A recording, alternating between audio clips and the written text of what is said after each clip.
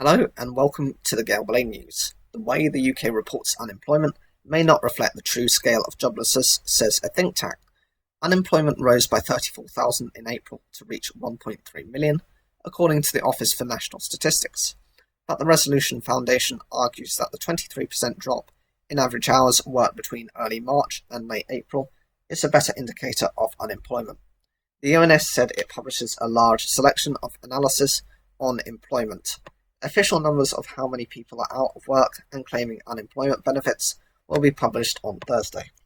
Resolution Foundation Chief Economist Mike Brewer said Britain is in the midst of an unprecedented economic shock that is profoundly affecting millions of people's jobs. Unemployment is forecast to hit 4 million for the first time ever, and yet our official data is failing to show the true extent of this job crisis.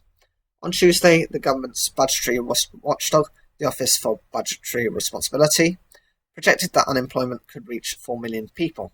If the UK's economic recovery is poor, up from 1.3 million in 2019 in its latest analysis. Meanwhile, data for people claiming benefits soared to 2.3 million for April.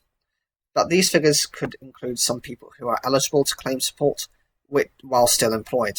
The ONS said enhancements to universal credit as part of the UK government's response to the coronavirus mean that an increasing number of people became eligible for unemployment-related benefit support, although still employed. The Resolution Foundation said this data is not a good reflection of the true picture either, because it indicates furlough workers who initially made a claim when the crisis first struck. The think tank says it estimates that fewer than half the 700,000 of the 1.6 million increase in the claimant count between March and May is related to people who are newly out of work and not receiving furlough pay or self-employment grants from the government. It urges the ONS to make more of its ability to count the number of workers who are employed and not temporarily without work, alongside the headline employment rate, as this would provide a far more accurate picture of labour market activity. The ONS said it agreed that data on hours worked was an important component in understanding the unemployment picture in the UK.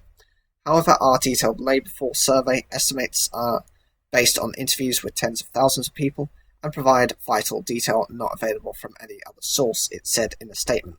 It is difficult to interpret claimant count figures, as we know these include some people in work. Separately, the British Chambers of Commerce is warning that almost a third of UK businesses, 28%, they surveyed, expect to cut jobs in the next 3 months. The figure compares to last year when only 7% expected to do so.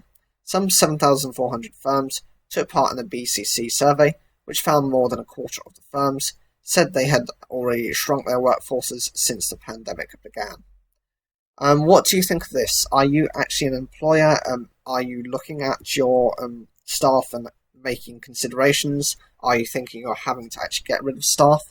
Or are you doing as much as you can to try and keep your staff on until it's no longer financially viable? Whatever you think, leave your comments down below. Like the video if you enjoyed it, and don't forget to subscribe.